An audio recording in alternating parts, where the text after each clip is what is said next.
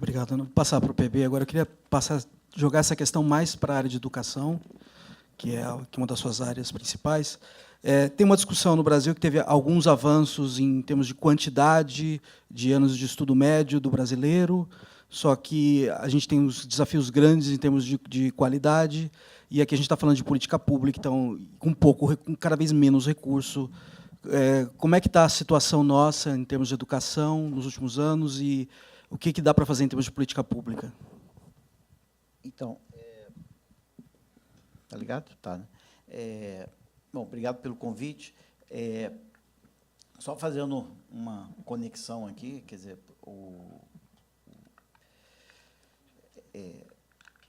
a gente tem esse problema que se aponta, né, dos estados, do setor público em geral, ele tem uma parte que é um problema de má administração, mas ele tem um componente gigantesco que a gente não pode ignorar,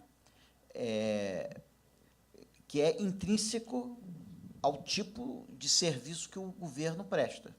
Quer dizer, se você é um prestador de serviços, você tende a ser muito intensivo em mão de obra. Então, é natural que, se você pegar as despesas de uma escola no setor privado, que 80% seja despesa de pessoal. Então, a primeira coisa que a gente tem que ver é o seguinte: se você tem que comparar o governo com o setor serviço intensivo em mão de obra, quanto que ele gasta com pessoal e quanto que ele gasta com outras questões. Um derivado desse, que é um problema gigante para o Brasil, é o seguinte: todo setor intensivo em mão de obra ele vai ter um aumento do custo de produção acima do aumento de custo de produção do resto da economia. Na medida em que a economia ficar mais rica, o salário do professor sobe, o salário de todos os policiais vai subir, e não vai ter muito como você fazer um ganho de produtividade física. Então, a questão é a seguinte: em todo lugar do mundo, os governos se debatem com a questão de que a inflação de custo do setor público é sempre mais alta que a inflação de custo. Então, se você pega, infelizmente eu não trouxe aqui, mas eu tenho uns gráficos, por exemplo, dos países da OECD, cada vez, para os países da OECD, a educação está ficando mais cara. Você conseguir educar alguém, como porcentagem, se hoje, por exemplo, você precisa de um aluno na educação fundamental custa 25% da renda per capita do país, isso antes custava 20%, agora está custando 25%. Então, como que você vai, no futuro, prestar o mesmo serviço com o teu custo relativo aumentando na economia sem a tua participação na receita, sem a tua participação do PIB em termos de impostos aumentar? Então, isso, no longo prazo, isso é um dilema importantíssimo para qualquer governo que preste esse serviço, né? Bom, mas eu queria só mostrar aqui, talvez antes da gente falar, talvez, em soluções, mas só para falar aqui quer dizer, deixa eu só primeiro mostrar um resultado aqui que eu acho que é preocupante, que é esse resultado aqui. Quer dizer, um dos problemas do Brasil é o seguinte: o Brasil reduziu a desigualdade de renda de uma maneira fantástica. Mas o curioso no Brasil é que a gente diminuiu a desigualdade de renda entre os trabalhadores no setor privado. No setor público, a desigualdade continuou altíssima.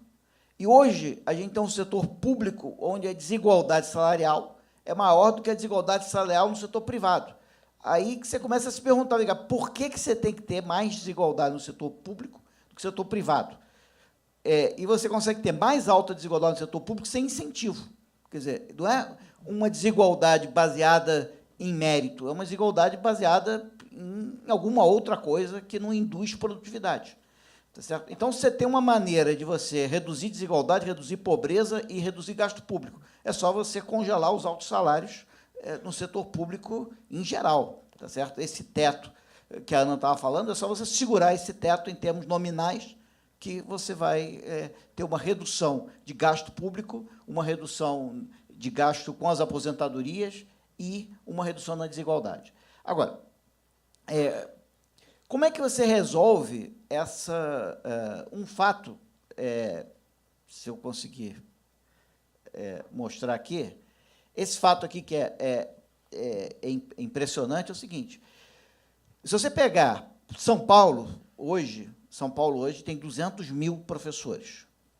O Estado tem 200 mil professores. Então, ele tem que administrar, ele tem que botar 200 mil professores todo dia na sala de aula, dando aula. Como é que você consegue fazer isso com uma profissão que o índice de higiene dele é 32, é metade do índice, quer dizer, o índice de higiene no Brasil hoje é 50 e poucos, né? Entre os professores públicos no Brasil é 32. Entre os lanterneiros de automóvel é 34.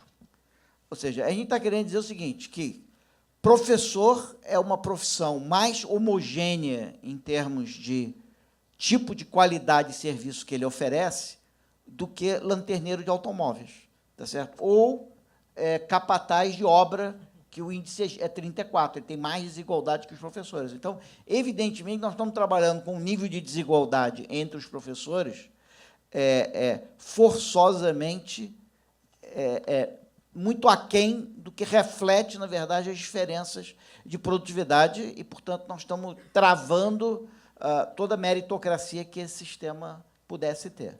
Tá certo? Qual o problema? O problema é que tentativas de você dar incentivos para professor trabalhar mais, isso tem sido experimentado no mundo todo. Né? Recentemente, quer dizer, alguns anos atrás, a Academia de Ciência Americana fez um grande estudo revendo toda essa literatura. Tá certo? A meta-análise que sai é bastante... você fica bastante desapontado, porque aqueles programas que implantaram um sofisticado sistema de remuneração diferenciada dos professores, o aprendizado do aluno mediano, tá certo? Você está numa escola que não tem bônus, o teu aprendizado mediano é X, tá certo? Se você vai para uma escola e um sistema que tem bônus, você sai de ser o cara mediano para ser o cara 53. Você sobe 3 pontos percentuais, ou seja, o impacto ele é muito, muito pequeno. Tá certo? Isso só quer dizer o seguinte, e a conclusão desse relatório da academia, que está nesse item 3, assim, é o seguinte, é claro que você precisa de um sistema de incentivo, né? Você não pode admitir que você tem esse nível de desigualdade entre professores. Só tem que o desenho desse sistema de incentivos é muito complicado, porque você não observa a maior parte das coisas que você precisava observar no momento em que você precisava observar. Tá certo? E o que acontece com os funcionários públicos é, se você tentar inventar um sistema de premiação, que eu acho que a gente tem criado em alguns estados brasileiros, tá certo? Minas é o caso mais clássico. Tá certo? Você acaba, na verdade, gerando... Fica todo mundo jogando jogos e preocupado com indicadores que não tem nada a ver com produtividade. Eu me lembro, em Minas, por exemplo, eu trabalhava muito com a Fundação João Pinheiro, e o índice era, assim, na biblioteca, ele tinha um dado livro. O cara vai lá e compra aquele livro, mesmo que aquele livro não tenha nenhuma utilidade, mas ele deixa comprar outro. Fala, não, esse eu não vou comprar esse, porque esse entra no meu indicador. Então, quando você tem péssimos indicadores, e é muito difícil, nesse caso, você ter bons indicadores, é muito difícil você montar o sistema. Tá certo? Por isso que a conclusão da Academia de Ciência Americana é o seguinte: olha, nós não encontramos ainda a solução para fazer um sistema adequado de incentivo, mas a solução para isso é continuar tentando, não é abrir mão disso. Mas a questão é a seguinte: você tem que saber muito bem quando você dá esse bônus é condicionado no quê? Você dá esse bônus para a escola como um todo, você dá esse bônus individualizado para o professor, o esquema como esse bônus é desenhado, todo o desempenho é muito sensível a isso. Então, a questão é a seguinte: a solução para isso É um sistema de incentivo? É. Só tem que esse sistema de incentivo, o desenho dele, nós não temos boas práticas por aí para simplesmente copiar. Uma outra coisa que seria também uma solução, que eu queria falar para vocês, que até Goiás está tentando implantar, em vez de você contratar todos os professores, tá certo? Ganhe eficiência contratando o setor privado para prover o serviço, tá certo? Que aí você não tem que ter esse gasto todo direto com pessoas e você não tem que prover os incentivos, o próprio sistema prover os incentivos, tá certo? Também a experiência mundial diz o seguinte, tem muita gente tentando isso, e a experiência mundial nem sempre é bem-sucedida, tá certo? Que é só dar, ou seja, você tem que fazer isso, ou seja, não faz nenhum sentido você estatizar a provisão de educação, né? Na Holanda, por exemplo, a maioria das escolas são privadas, embora ninguém pague pela educação, porque a educação é gratuita, mas a provisão é privada. Tá certo? Logo, o que o Ministério da Educação tem que fazer é regular a qualidade, regular o serviço, não tem que ficar vendo se o professor está dentro da sala de aula, se ele está fazendo aquilo que supostamente ele deveria fazer. Tá certo? Mas as experiências nem sempre são assim. E um exemplo clássico é o exemplo da Suécia. Isso aqui é o progresso no PISA de 2006 a 2012 em ciências. O Brasil está aqui. A Suécia é esse cara vermelho aqui embaixo. Se você pegar o avanço em matemática, o Brasil foi o cara que mais avançou em matemática. Obviamente, continua lanterna, mas é um cara que avançou bastante. A Suécia piorou. A Suécia piorou. E o que a Suécia fez no sistema educacional dela? Privatizou o sistema. Então, aqui, ó, você vê o seguinte, em 2015, a OECD recomendou uma reforma educacional abrangente após os resultados do último PISA entre 2000 e 2012. Nenhum país apresentou um declínio tão acentuado quanto a Suécia. Então, o relatório da OECD, do PISA, Suécia faz alguma coisa, que estão fazendo alguma coisa muito errada. O que eles fizeram? Eles privatizaram grande parte do sistema educacional dele. Hoje, na Suécia, 1 de cada 5 estudantes frequenta escolas privadas. Tá certo? Então, a questão toda é a seguinte, certamente privatizar é o caminho. Ou seja, não faz nenhum sentido o Estado de São Paulo gerenciar 200 mil professores. Não tem como o cara conseguir gerenciar um sistema desse. Ele tem que, obviamente, contratar um monte de provedores que vão prover esse serviço e ele vai controlar a qualidade disso, o resultado final disso, não vai ficar controlando se a merenda chegou, se o professor está na sala de aula, etc, etc. Como fazer essa transição não é fácil. E se você fizer rapidamente, é muito difícil voltar. Então, a Suécia agora está toda enrolada de como é que ela estatiza aquilo que ela privatizou. Tá certo? É muito complicado você reestatizar aquilo que você privatizou. Tá certo? Então, você tem que fazer essa transição, mas você tem que compreender o seguinte, tanto o sistema de incentivos como a provisão privada dos serviços, que é a saída, ela não é uma saída fácil, porque, teoricamente, você tem que ter um incentivo que garante as pessoas a trabalharem. Tá certo? Evidentemente que é muito melhor para você contratar um serviço do que você tentar, no setor público, com todas essas restrições e com todas essas necessidades de aposentadorias e etc., você contratar essa mão de obra toda e fazer eles trabalharem. Agora, como que você faz essa desestatização da provisão, né, e criar um incentivo para aqueles que ainda estão dentro do sistema trabalharem, não é uma tarefa fácil. Deixa eu só fazer 2 comentários aqui, até puxando a questão da educação. E, de fato, Goiás teve uma evolução importante, o PB até já viu esses dados e já analisou isso e até apresentou para a gente alguns pontos importantes. Mas Goiás, de fato, teve uma evolução nos últimos anos na educação muito importante. Agora, ficou caro, ou seja, foi feito, aquela história de vamos fazer o mesmo com menos ou vamos fazer mais com menos. No nosso caso, foi feito, deu resultado, mas gastou-se bastante mais com isso. E justamente, tentou-se alguns esquemas de incentivo, um deles é um bônus de assiduidade para o professor, mas que, mais uma vez, como a métrica é uma métrica, o professor apareceu ou não apareceu em sala de aula. Agora, se ele deu uma boa aula ou não deu, se ele cumpriu os 50 minutos de aula ou não cumpriu, aí já é mais difícil. Na verdade, até está lá nos requisitos, mas o nível de controle, e aí também cai num ponto que o PB colocou, como é que você controla esse contingente de professores tão grande, é muito difícil. Em relação à intensividade da mão de obra, né, na prestação de serviço, não tenho a menor dúvida, PB. Realmente, a gente entende que o serviço público ele tem essa característica, mas, no caso de educação, por exemplo, educação, nós temos a vinculação constitucional, os estados têm que alocar 25% da sua receita em gastos com educação. Hoje, a gente cumpre a vinculação só com salários. E isso não significa que os professores ganham bem. Inclusive, todos ganham muito mal. E todos, né, como o dado do PB aqui mostrou. Mas, definitivamente, é muito professor, é dificuldade de controle, qualidade, capacitação. Então, você tem aí uma quantidade de situações difíceis. E Goiás, de fato, está indo para a solução de privatizar a educação, a provisão de educação, né?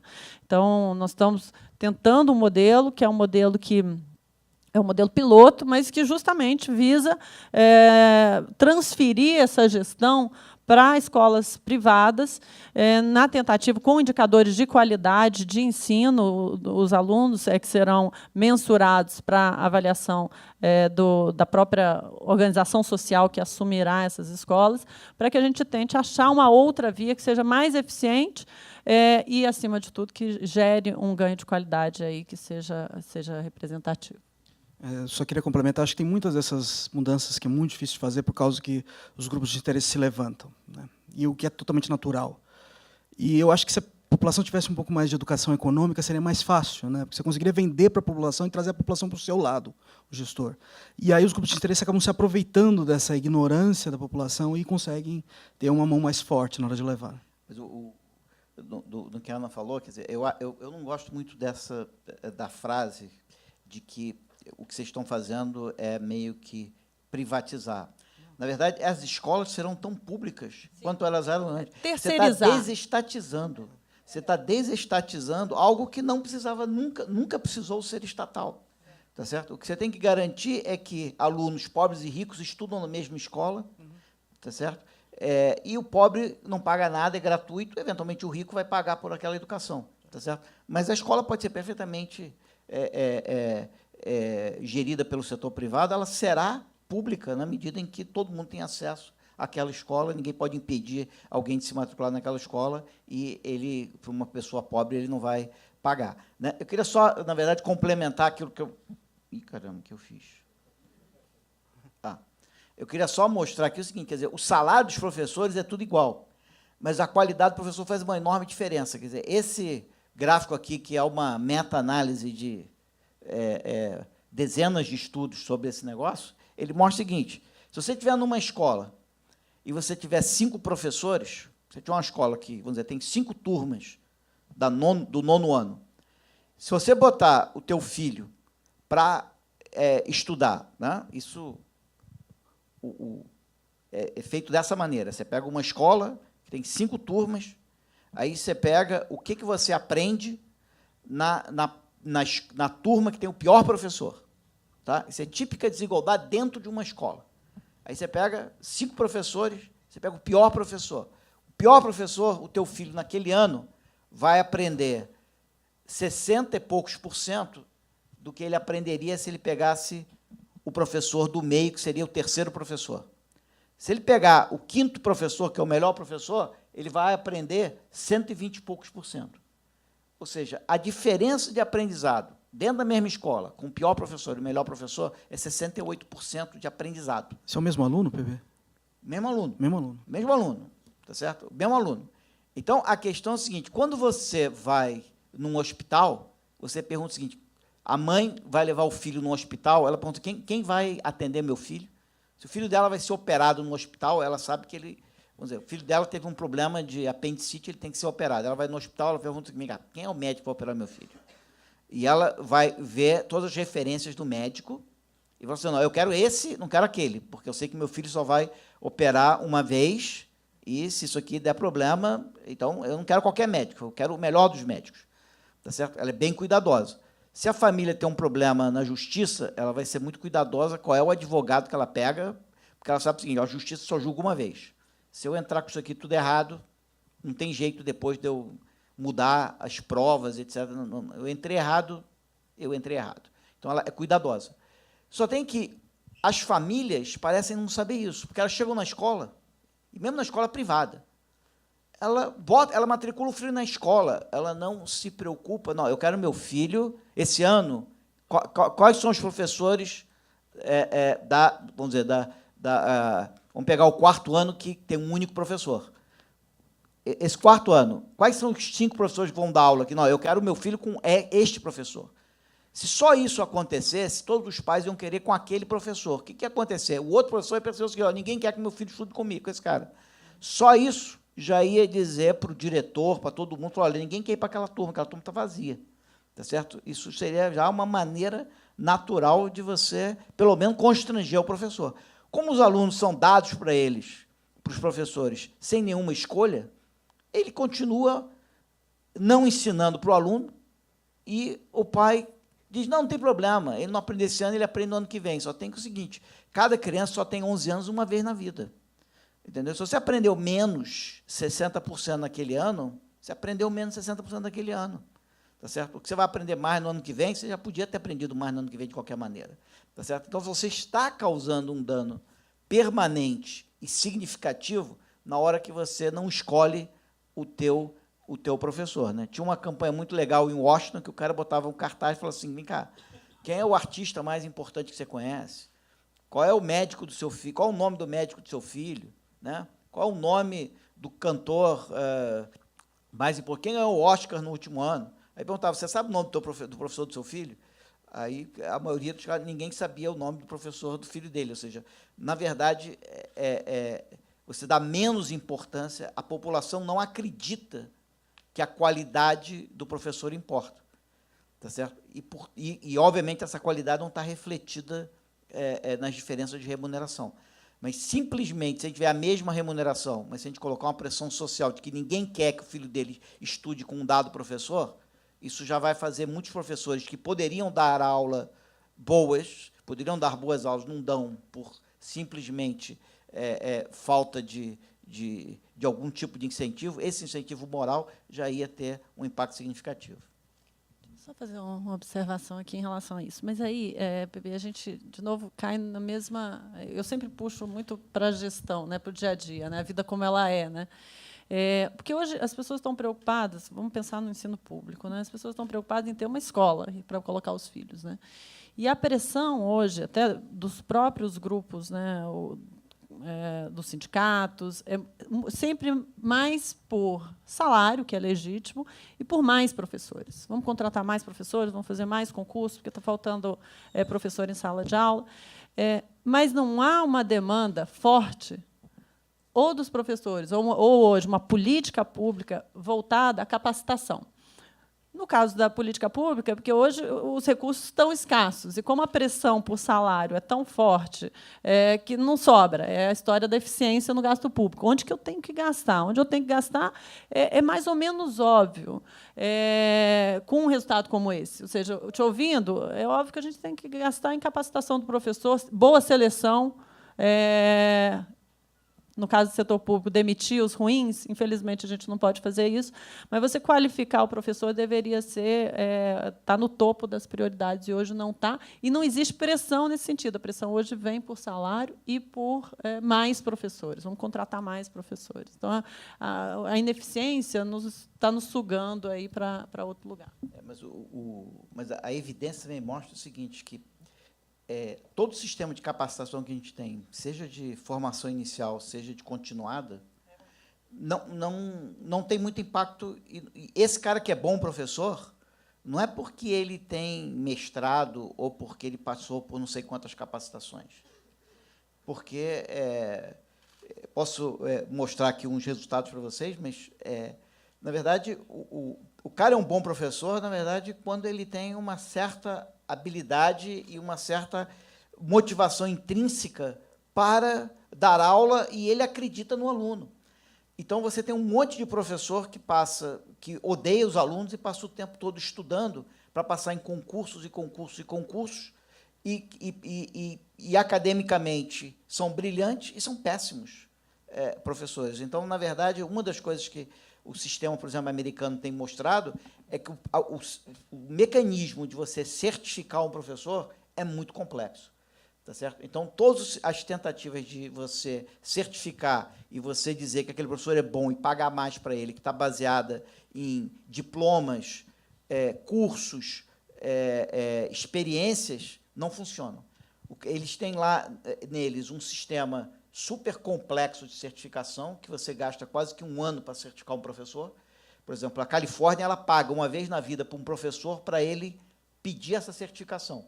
Mas nessa certificação o cara filma a aula dele, filma várias aulas dele, ele tem que escrever várias coisas de como que ele ensina, você dá para ele, se você fosse ensinar isso, como é que você faria? Tá certo? Então, é muito complexo você, na verdade, identificar, tá certo? Ou você identifica, como nesse gráfico, você identifica de uma maneira simples, você pega alunos iguais e chega no final do ano, você faz uma prova no aluno, vê quem aprendeu e quem não aprendeu. Você identificou que aquele professor é bom ou outro é ruim. Tá certo? Então, isso é uma maneira de você medir qualidade. A outra, para você certificar, é bastante complexa. Tá? Quer dizer, tem um exemplo aqui que eu acho que é fundamental, quer dizer, se der tempo aqui de eu mostrar aqui para vocês, que eu acho que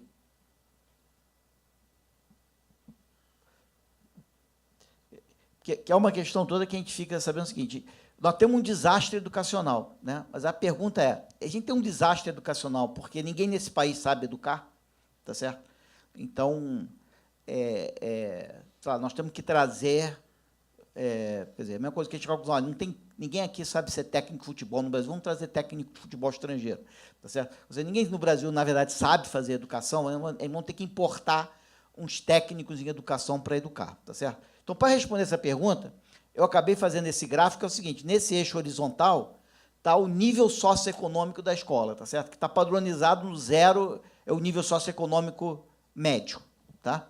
Então, as escolas que estão por lá de cá, as escolas que estão por lá de cá são escolas com onde as famílias têm alto nível socioeconômico, as que estão por lá de cá, que têm baixo nível socioeconômico, você percebe que tem uma certa inclinação as escolas que os pais têm melhor nível socioeconômico têm o melhor desempenho. Tá? Mas o que eu fiquei interessado foi nessa escola aqui. Isso aqui é uma escola. Essa escola, o nível socioeconômico é péssimo, e ela está aqui. Tá? E o ponto é o seguinte, o nível hoje da Europa, o nível educacional da Europa é 6. Essa escola tem um nível educacional melhor do que a Europa, a média europeia. Tá? E que escola é essa? Fui olhar que escola é essa. Essa é a escola Maria Leite de Araújo, fica em Brejo Santo, no Ceará. Brejo Santo é na base da Chapada do Araripe. Isso aí o Brejo Santo é a fronteira tríplice entre Ceará, Paraíba e Pernambuco. Fronteira tríplice, Ceará, Paraíba e Pernambuco. Na base da Chapada do Araripe é o sertão, é o centro do sertão brasileiro. Essa escola ela tem um IDEB das séries finais, que é o grande problema brasileiro, de 7 e pouco, que está acima da média nacional. Mais do que isso, ela está 7 pontos acima dessa escola aqui em Jequié. Né? Eu falei, bom, mas essa escola pode ser uma escola pequena, excepcional, etc. Aí eu fui olhar Brejo Santo como um todo. Então, isso aqui é a renda per capita do município, isso aqui é o IDEB do município, aí do município inteiro. Tá?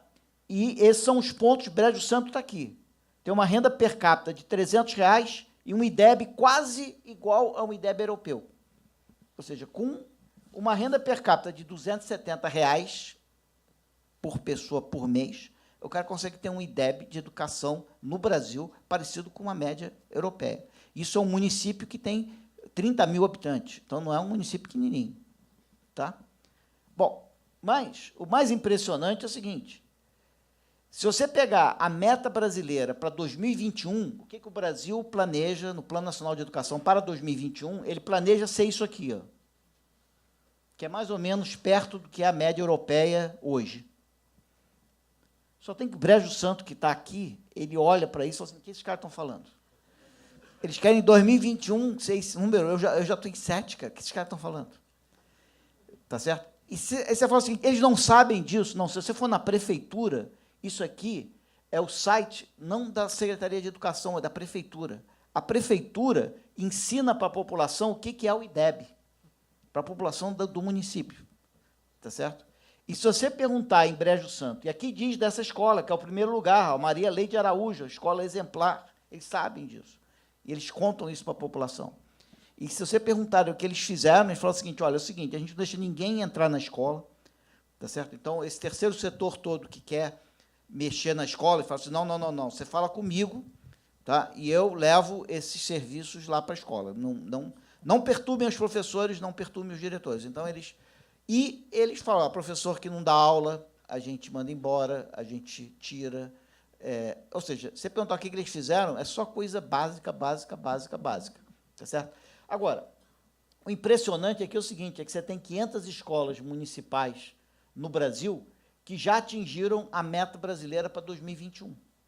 Tá certo? Então, você pergunta o seguinte, vem cá, você consegue, e obviamente que o gasto desse povo, eles são todos abaixo do mínimo do Fundeb, eles estão recebendo suplementação para chegar no mínimo do Fundeb, eles estão recebendo suplementação do governo federal para chegar no mínimo do Fundeb, e estão no topo do que você quer, já passaram que o Brasil vai chegar em 2021. Então, tem gente que sabe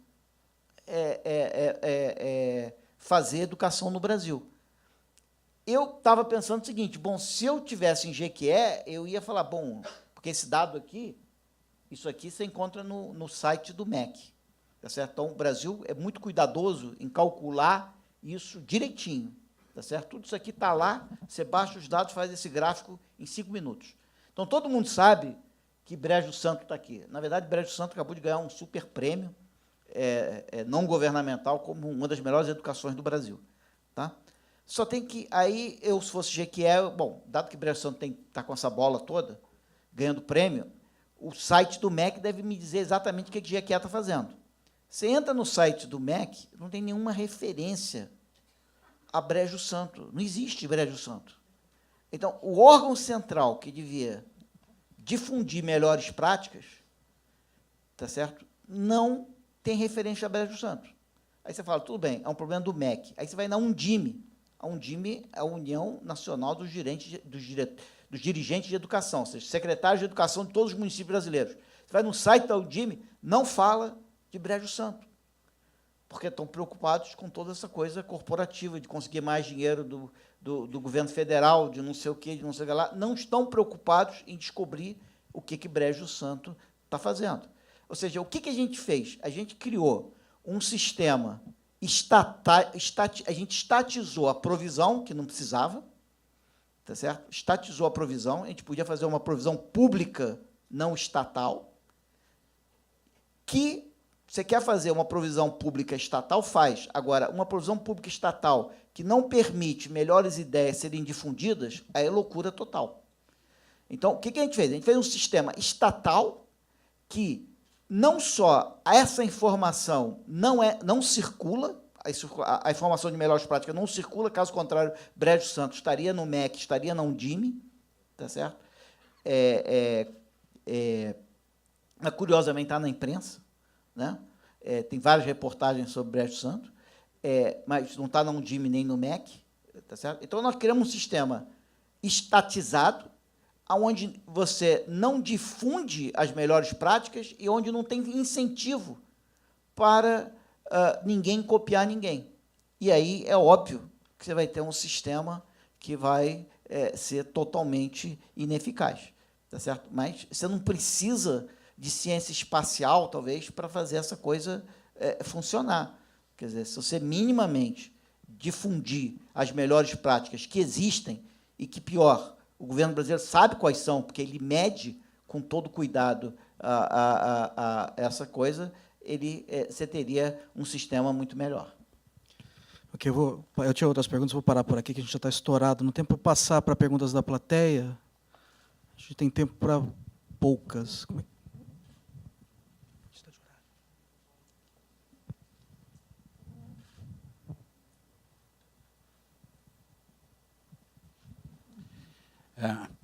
Ana, a gente viu muito aí, muita gente critica o pouco que foi feito no governo, em termos de ajuste fiscal, e todo mundo critica o aumento da receita e não corte de despesa. E se falou muito. A gente tinha esperança na redução do número dos ministérios e aquele negócio todo. Muito bem. Goiás fez um negócio forte nesse sentido. Houve uma redução forte lá de número de secretarias. Caiu para... Eram 17, foi para 10, não é isso? Quanto isso significou efetivamente de corte? Exatamente nessa linha que você disse que é o mais complicado. Dá para acreditar que dá para fazer um corte mais forte no país em cima disso?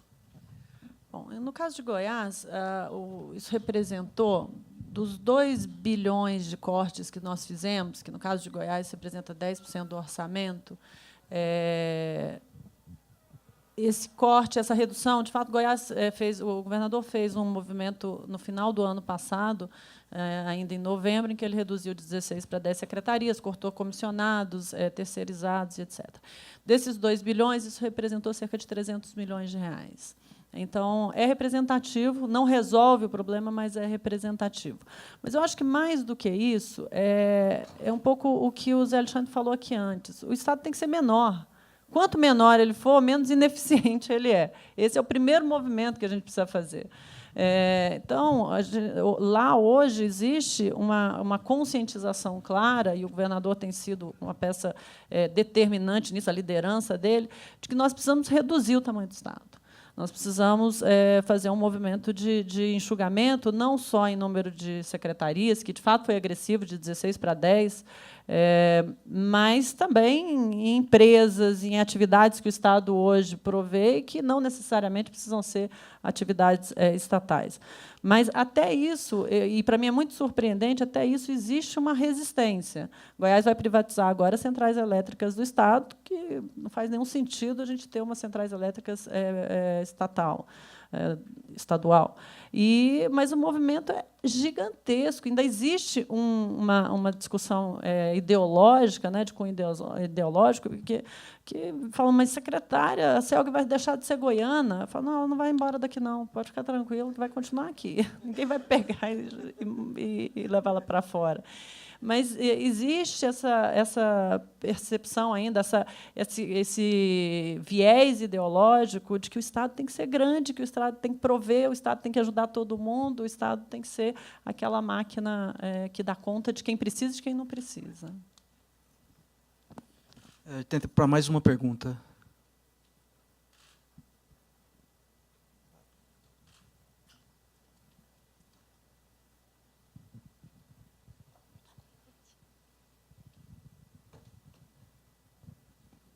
Bom dia. Primeiramente, muito bom a discussão e tudo mais. É muito bom encontrar meu professor aqui no ambiente fora da sala de aula e tudo mais, para ter até uma discussão um pouco mais informal. Okay. E a Obrigado. minha pergunta, ela até foge um pouco da temática principal aqui, seria mais sobre educação mesmo. As perspectivas que você tem de educação, porque eu acho que tem um problema, até não só no Brasil, mas especialmente aqui, da mensuração de educação. O que é educação? Hoje, por exemplo, eu tive que perder uma aula de macroeconomia para vir aqui nessa palestra. Aí muita gente da sala acha que isso não é educação, que educação é estar lá dentro. E está muito travado, entende? Em ceder uma aula para vir aqui. Não que isso seja uma coisa boa, em hipótese alguma, mas, entende? Às vezes você ceder um pouco por uma coisa maior. E que eu vejo que tem essa flexibilidade maior até nas grades curriculares que representam isso em universidades do exterior. Então eu queria saber mais ou menos qual a perspectiva educacional para vocês. O que seria realmente uma boa educação que a gente poderia melhorar no futuro? Sou especialista. Eu acho que no tempo que a gente tem aqui, cara, eu acho que primeiro é o seguinte, ninguém sabe. Ninguém sabe. Tem toda uma discussão sobre isso. Quer dizer, existe... quer dizer, a gente criou a história do direito à educação sem ter definido o que é educação. Então, o que você considera, como é que você pega uma pessoa e diz para ela que você conseguiu dar a ela o direito à educação, quer dizer, depois que a gente conseguiu incluir o direito à educação nos direitos humanos, a gente chegou à conclusão de que a gente não sabia direito o que era educação e, portanto, a gente não sabia verificar se a gente tinha dado àquela pessoa o direito ou não tinha dado àquela pessoa o direito. Então, tem uma discussão gigantesca, mas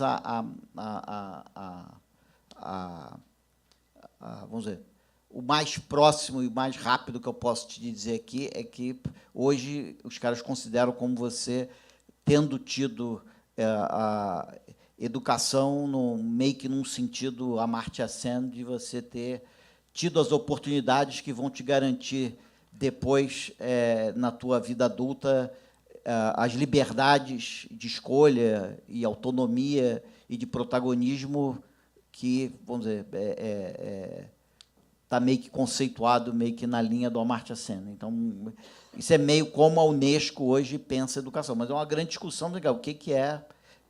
Você deu o mesmo direito ao quê? Ninguém sabe direito o que é, e o como você dá esse direito tem várias maneiras, né? Quer dizer, tem umas maneiras que você tem que sentar o cara na sala de aula e ensinar um monte de coisa para eles, e outras maneiras muito mais alternativas. Então, não só tem uma discussão sobre o que é o direito à educação, mas tem também toda uma discussão de que caminhos, se existem vários caminhos que vão te levar a dar esse direito ou não. Deixa eu só fazer um comentário em relação a isso, e sendo super objetiva num ponto que você citou aí. Meu filho está aqui, eu não vou apontar para ele, não, porque ele já vai ficar com raiva de mim, porque eu comentei. E ele falou eu falei para ele, vai amanhã assistir o Zé Alexandre, o PB. Ele falou, mãe, eu tenho aula, vou ter que faltar aula. Eu falei, meu filho, não perde a oportunidade de ouvir o Zé Alexandre, o PB. Eu tenho certeza que seu professor também é muito bom, mas só que essas são oportunidades que a gente tem de aprender com gente que estudou muito sobre isso, tem a propriedade que eles têm para falar sobre os temas que a gente está discutindo aqui. Então, isso é educação de boa qualidade, isso eu acho que faz toda a diferença, tanto é que eu falei para o meu filho, não perde a oportunidade de ouvir pessoas com esse conhecimento, porque isso realmente vale mais do que uma aula, que depois ele corre atrás, vai lá estudar e vai tirar dúvidas com o professor dele. Só uma coisa, a aula que ele perdeu é a minha.